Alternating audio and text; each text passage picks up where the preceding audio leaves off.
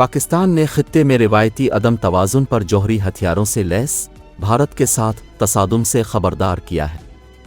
अक़वाम मुत्तहिदा की सलामती काउंसिल में पाकिस्तान ने जनूबी एशिया में एक रियासत को रिवायती हथियारों की बड़े पैमाने पर फराहमी पर अपनी तशवीश का इजहार किया, जिसका वाज़े हवाला हिंदुस्तान का है, और कहा कि इस तरह से कशीदगी से मुतासिरा खित्ते में अदम इस्तेहकाम को हवा दे रहा है और नाजुक तवाज़ुन को ख़तरे में डाल रहा है।